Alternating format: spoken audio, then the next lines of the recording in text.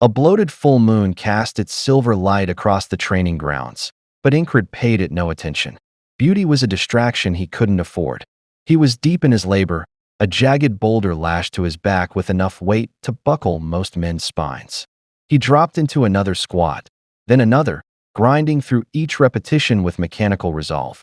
His clothes were soaked through, sweat falling from his jaw to the cracked earth below.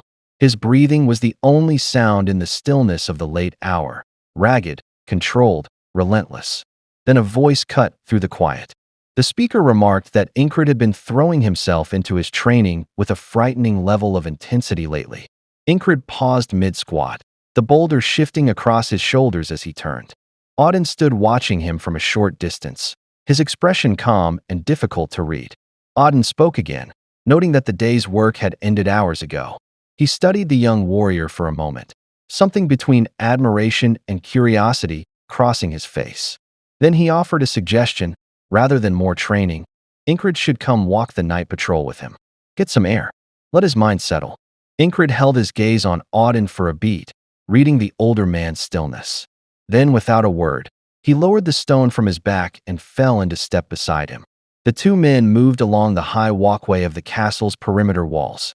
Their armor clinked in a steady rhythm as the sleeping landscape stretched out below them. Halfway through the patrol, they passed two soldiers on duty. One of them went visibly pale, his eyes going wide as he breathed a shaken whisper. Something about what on earth the psychopath commander was doing out here at this hour. Ingrid heard it. He didn't flinch. He told the men plainly that this was nothing more than an informal walk, adding almost as an aside that it had been a long time since he'd allowed himself even that much. Auden stepped in and reminded Ingrid that his promotion to captain had officially released him from all standard duties and physical labor assignments. Ingrid responded with a shrug, saying such treatment wasn't really something he'd needed, though the commander had insisted on it. Auden pressed further. Despite having no required duties, he pointed out, Ingrid was never actually resting. Every time their paths crossed, whether at first light or deep into the night, Ingrid was either drilling, sparring, or locked in a duel. If anything, Auden said, it looked as though Ingrid was exploiting his free time more aggressively than any other soldier in the company. Ingrid's reply was flat and without sentiment. He simply could not afford to waste even a single moment. Auden acknowledged the discipline, but admitted it was beginning to worry him. He reached for the wisdom of the scriptures, citing that a day of steady, measured progress carries far more value than a single day of reckless overexertion. As they walked on, Ingrid's thoughts drifted inward. He turned over the strange ability that had begun to emerge within him, a raw strength and deep intuition that had never existed in his previous lives. For the first time, he felt as though he was genuinely walking the same path once walked by the masters he had admired from a great distance. His growth was accelerating at a rate that should not have been possible, each stride forward carrying the weight of accumulated effort from lives long past. But beneath all of it, a quieter feeling gnawed at him. Had he become too desperate? Too proud? Had he genuinely believed he could compress the mastery of something as vast and complex as willpower into such a narrow window of time? He gave Auden a short nod and said he would keep those words close. Auden responded with a quiet acknowledgement. But then Ingrid let the corner of his mouth twitch, pointing out the obvious contradiction. He asked how Auden could stand there, preaching restraint when he was the very same man who pushed every soldier past their absolute limits every single session. Without exception, Auden didn't blink. He countered that what he demanded in training was an excess. It was the minimum standard for any soldier who wanted to come home alive.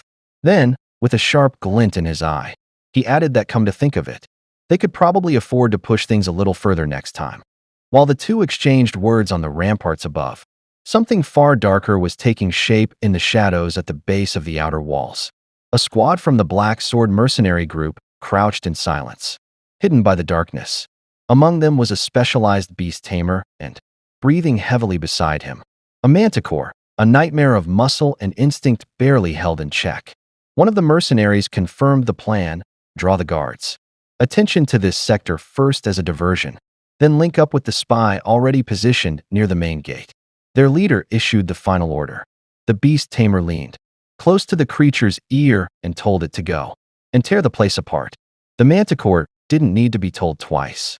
It threw itself at the vertical stone wall and began to climb with horrifying ease, its claws gouging deep into the masonry as it scaled upward. On the walkway above, two guards on patrol heard a strange scraping sound rising from below. They leaned over the edge and found themselves staring directly into the face of the beast. The manticore threw open its maw and let out a roar so primal, so saturated with violence, that it rolled through the night like a physical force.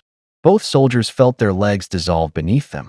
They crumpled to the stone floor, reduced to trembling, paralyzed silence. Ingrid and Auden heard the roar from their position and spun instantly toward it. The manticore hauled itself over the battlements and bore down on the two fallen soldiers, who could do nothing but weep and shake. One of them barely managed to breathe out a desperate call for backup. The other stared at the creature's mass with wide, ruined eyes, recognizing that what stood before them was a high-level monster, the kind of threat that required an entire company to put down. Just as the manticore opened its jaws over the first soldier, something moved. Auden crossed the distance in a fraction of a second, his enormous frame defying every expectation of speed. He appeared directly above the creature's skull and brought both fists down onto it with the full force of his body behind them. The impact was catastrophic. The manticore's head was driven into the stone floor, and blood began to spread in a pool beneath it, not the red of ordinary flesh, but a dark, viscous blue. The force of the blow shattered the beast's teeth, sending fragments skittering across the walkway. Auden stood over the dazed creature and remarked, almost pleasantly, that the oversized cat was making far too much noise for this time of night. He smiled, and somehow the smile was more unsettling than the monster at his feet, adding that speaking more quietly after dark was simply the polite thing to do. Below the walls, the remaining Black Sword members heard the impact.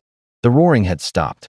They looked up and could make out the silhouette of a man standing over their prized beast. One of the mercenaries muttered in disbelief, asking whether what they were looking at was some kind of bear walking around in a man's skin. He couldn't process the fact that the manticore had been subdued that effortlessly. Another mercenary, already positioned near the gate, shouted for the group to move before they were spotted. He screamed for the gate to be opened immediately. At the main gate, two guards stood at their post. Then, without warning, the scene turned. One of the guards drew his sword and turned it on his partner. His face was blank and cold as he drove the blade into the other man.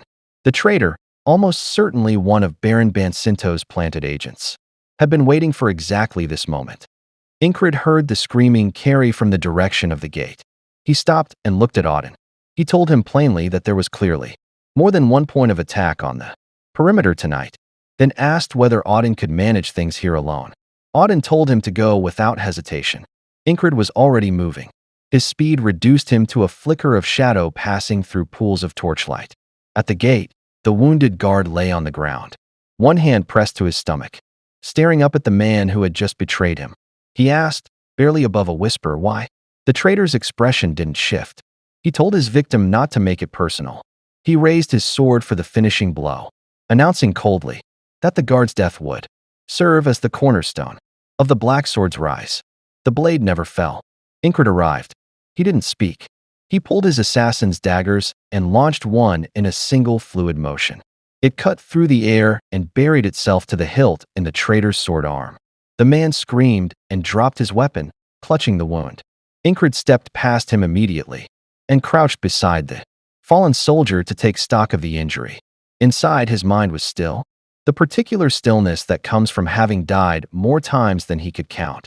He had long since developed the ability to assess a wound in a single look. The soldier on the ground was young, barely more than a boy, his eyes wild with terror as he gasped for air. Ingrid scanned him quickly. The wound was serious, but not fatal. He told the boy he was stable and ordered him to get up and walk himself to the infirmary. The young soldier, dizzy with pain and convinced he was dying, erupted, demanding to know how he was supposed to walk anywhere with a blade wound in his stomach. Ingrid replied, unmoved, that given how loudly the boy was screaming, he was clearly in far better condition than he was letting on. The guard groaned, certain his last moments were arriving, and begged Ingrid to pass along a final message to his sister. Ingrid cut him off.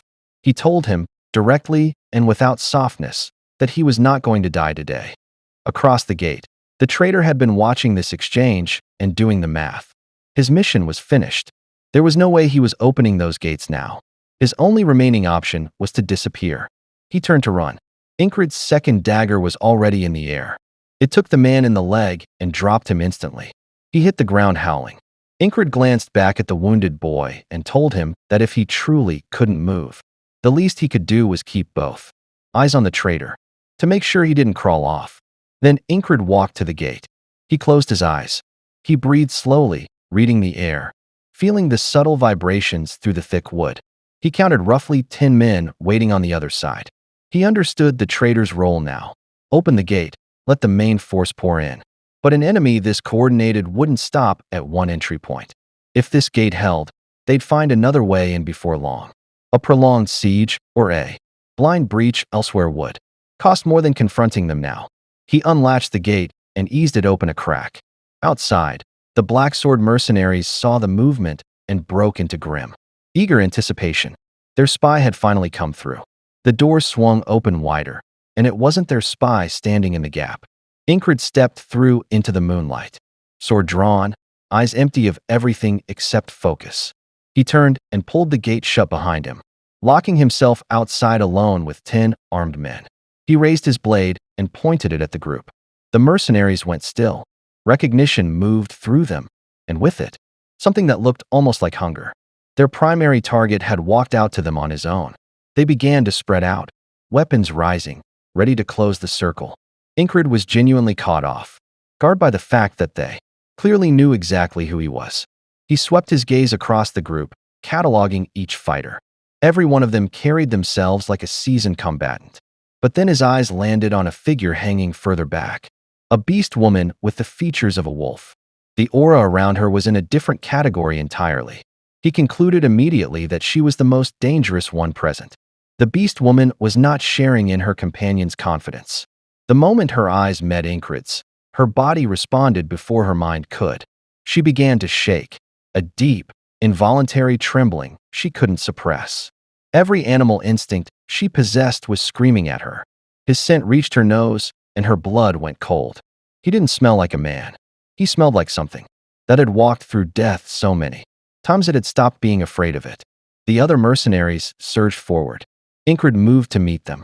He gathered his power and released it in a single sweeping lateral strike, blinding in its speed. The first man went down.